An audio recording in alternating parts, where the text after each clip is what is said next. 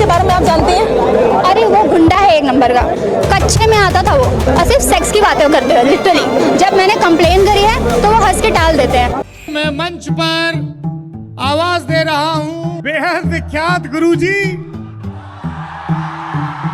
लठैतों के लठैत और जो पढ़ना चाहे उनके लिए महागुरु। जोरदार तालियों से स्वागत करिए अवध ओझा का।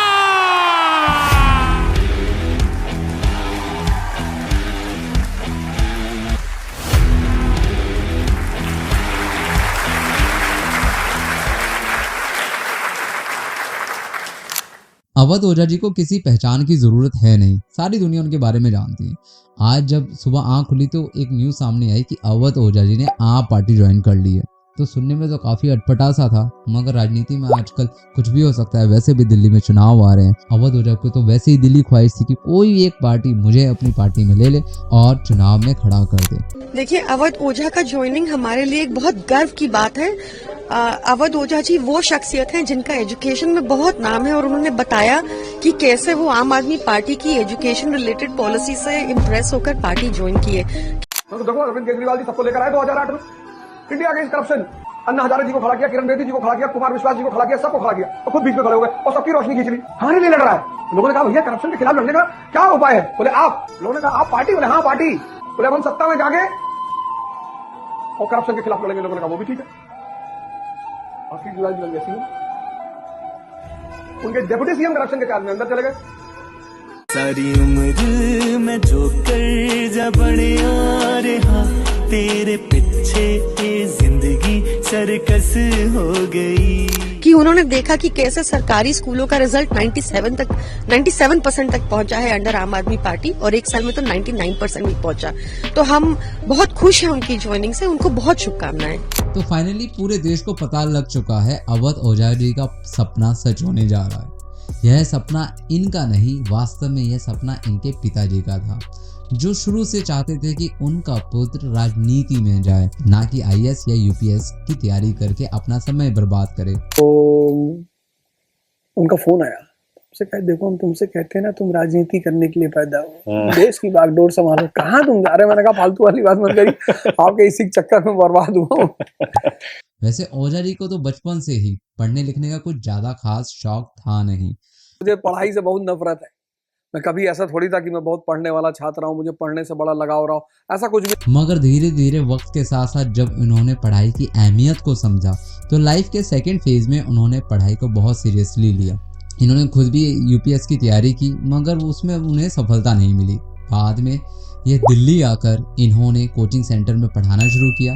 अब दिल्ली जैसे शहर में जहाँ पर किराया 20,000 रुपये रूम रेंट हो, वो निकालने के लिए अब कुछ तो करना था। तो ऐसे में अवध ओझा जी ने कोचिंग देना शुरू किया। ये कई इंस्टीट्यूट में जाकर कोचिंग दिया करते थे। हालांकि शुरुआत में इनका पढ़ाने का तरीका इतना ज़्यादा खास था नहीं, लोगों को इनके पढ़ाने के तरीके से एतराज़ था। और साथ में जब इन्होंने देखा कि बच्चे इनके कोचिंग सेंटर को छोड़कर जा रहे हैं, तब इन्होंने फीडबैक लेना शुरू किया और फीडबैक से इनको ये पता लगा कि अधिकतर बच्चों को इनके पढ़ाने के स्टाइल से प्रॉब्लम थी। इनके बोलने का जो तरीका था वो लोगों को कुछ खास पसंद नहीं आता था। मगर उसके बाद उन्होंने अपने इसी कमी को अपनी खूबी में कन्वर्ट कर दिया और अपनी यूपी स्टाइल से गले में गमछा लपेट कर अपनी यूपी स्टाइल की शैली से इन्होंने पढ़ाना शुरू किया। अब यही तरीका लोगों को पसंद आ रहा था। इस देश पर कैसे कब्जा होता है? यहाँ एक मरी हुई गैंग है हिजड़ों की जो कहते हैं साहब राजा बनना है। राजा ब्लड ग्रुप लेकर पैदा होता है आदमी। वो चंदा साहेब, कंपनी साहब, मीर जाफर साहब, हमको राजा बनना। अबे बोले बना। यहाँ तक इनकी क्लासेस की वीडियो अब यूट्यूब पर, सोशल मीडिया पर दुनिया देखने लगी थी। इतना पढ़ो, जान लगा दो। तुम्हारी शक्ति ही तुम्हारी सामाजिक स्थिति को बदल सकता। कानून कभी नहीं बदलेगा इस देश में। कानून का सहारा मत लो, अपना सहारा लो। हिस्ट्री में इनकी अच्छी खासी पकड़ थी। पीएचडी भी इन्होंने इसी सब्जेक्ट से कर रखी है। तो हिस्ट्री का इन्हें अभूतपूर्व ज्ञान है, जिसमें ये बहुत अच्छी पकड़ रखते हैं। अब उसी हिस्ट्री के बेस पर इन्होंने लोगों को कोचिंग दी अपने एक अलग ही अंदाज में, जो अब लोगों को इतना पसंद आता था कि लोग इनकी वीडियो को शेयर करने लगे और धीरे धीरे ये है सोशल मीडिया पर पॉपुलर होने लगे। दुनिया की सबसे ताकतवर जो वेपन है वो है एजुकेशन। उससे बड़ा कोई वेपन नहीं। और इसका मैं सबसे खुद एग्जाम्पल हूँ, मतलब दूसरे को तो छोड़ ही दो। जिंदगी के एक हाफ में मैंने कोई पढ़ाई नहीं की, जिंदगी के दूसरे हाफ में मुझे समझ में आया कि यार इतनी बड़ी चीज है पढ़ाई, और उस चीज ने पूरी जिंदगी को यू टर्न दे दिया। 2020 में इन्होंने YouTube चैनल ज्वाइन किया और वहाँ से इनके बोलने के अंदाज, इनकी बोलने की शैली धीरे धीरे पॉपुलर होने लगी।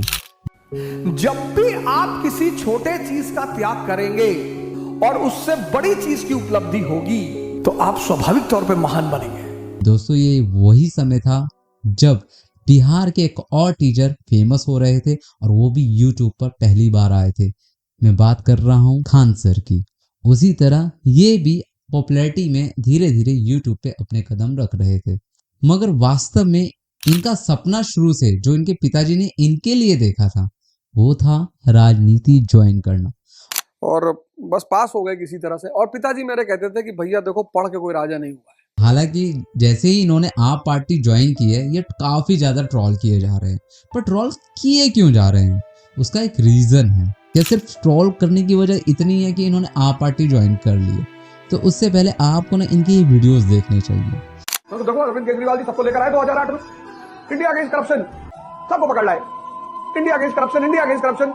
अन्ना हजारे जी को खड़ा किया, किरण बेदी जी को खड़ा किया, कुमार विश्वास जी को खड़ा किया, सबको खड़ा किया और खुद बीच में खड़े हो गए और सबकी रोशनी खींच ली। तो बेचारा साइड वाइड बाहर किया, बेचारा कैसे बेचारा जो है हारे नहीं लड़ रहा है। बोले हम सत्ता में जाके और करप्शन के खिलाफ लड़ेंगे। लोगों ने कहा वो भी ठीक है।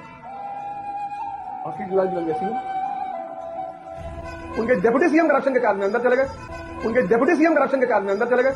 इस वीडियो को देखने के बाद हर कोई सोच में पड़ जाता है कि इस इंसान की बात पे क्या भरोसा किया जा सकता है। वास्तव में ये एज ए टीचर तो बहुत अच्छे हैं, मगर इनकी जो आइडियोलॉजी है वो कुछ इस तरीके से है कि केजरीवाल ने भी अपने रंग इतने नहीं बदले होंगे राजनीति में आने के बाद, जो इन्होंने राजनीति में आने से पहले अपने रंग बदले हैं। सबसे पहले ये जाते हैं बीजेपी के पास और टिकट मांगते हैं प्रयागराज से।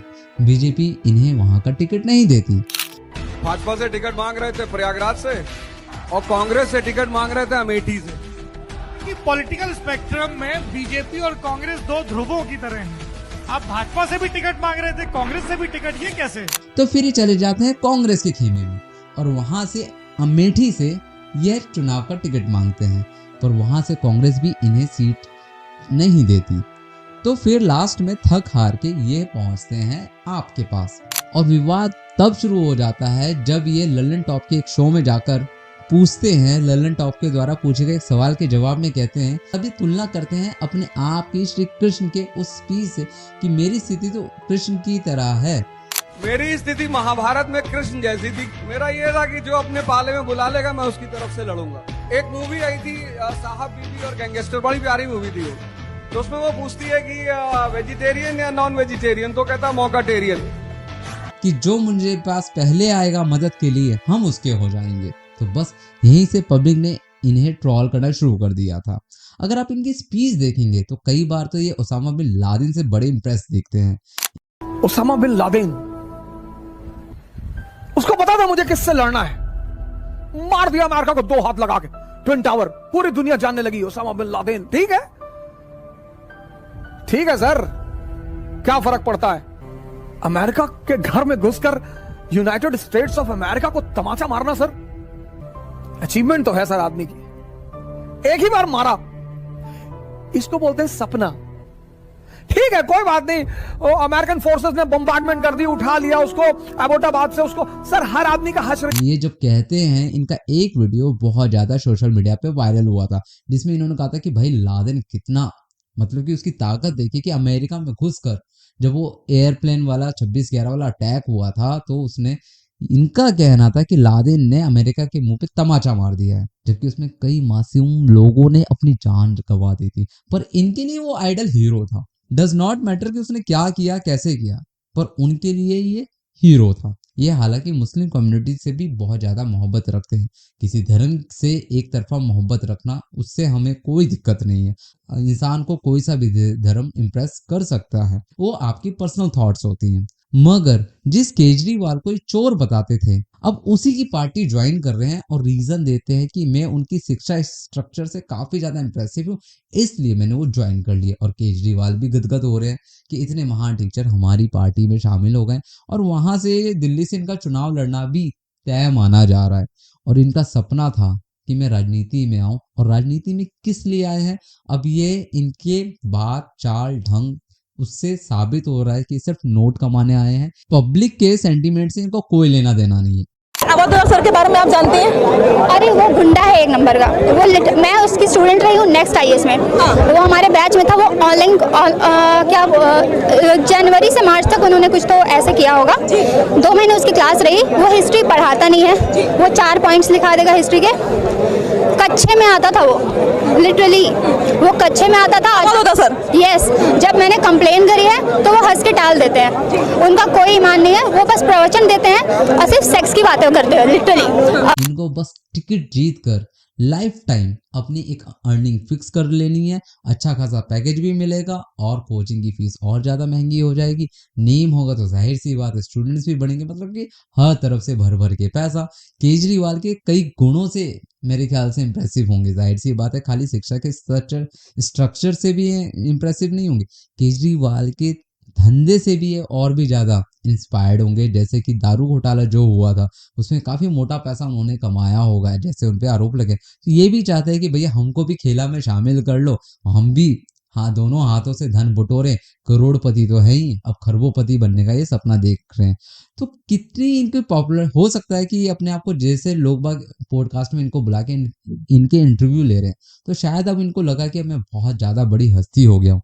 ऐसा ही एक गलत फहमी इनको लग रहा है कि मेरी पॉपुलैरिटी ज्यादा हो गई है, तो अब शायद चुनाव लड़के मैं अपनी सीट पक्की कर लूंगा। मगर वो दिल्ली है, शायद दिल्ली में उनका ये सोच पूरी भी हो सकती है और ये जीत भी सकते हैं। यूपी में होते तो शायद उनका जीतना मुश्किल था, मगर हाँ बीजेपी से अगर वो सीट लेके प्रयागराज से खड़े होते तो डेफिनेटली जीत भी सकते थे। अगर वो जीतते तो जो वो जीत इनकी नहीं होती, वो बीजेपी की सिंबल की होती, क्योंकि वो ऐसी सीट चुन रहे थे जहां से सेफली जीता जा सके। इसीलिए उन्होंने प्रयागराज से बीजेपी से वोट मांगा था और अमेठी से कांग्रेस से वोट मांगा था। ये दोनों सीटें सेफ मानी जाती हैं क्योंकि आज तक यहाँ पर ये पार्टियां कभी नहीं हारी, इसलिए ये इसी शर्त पे इन पार्टियों में जाना चाहते थे। अब जाहिर सी बात है वहां इनकी दाल नहीं गली, तो जिसने इन्हें बुलाया इन्होंने यू टर्न लेके उसकी पार्टी ज्वाइन कर ली। अब पब्लिक का सेंटीमेंट इनके लिए कोई मायने नहीं रखता, इनको पैसा कमाने से मतलब है। एक समय हम कह सकते थे ये अच्छे टीचर थे, मगर जैसी इनकी आइडियोलॉजी है उससे मुझे नहीं लगता कि राजनीति में ये लोगों का भला करने के लिए आ रहे हैं। आज के लिए इस वीडियो में इतना ही। आपको ये वीडियो कैसा लगा प्लीज अपने कमेंट्स और अपनी राय जरूर दीजिएगा। मिलते हैं आपसे नेक्स्ट वीडियो में, तब तक के लिए नमस्कार।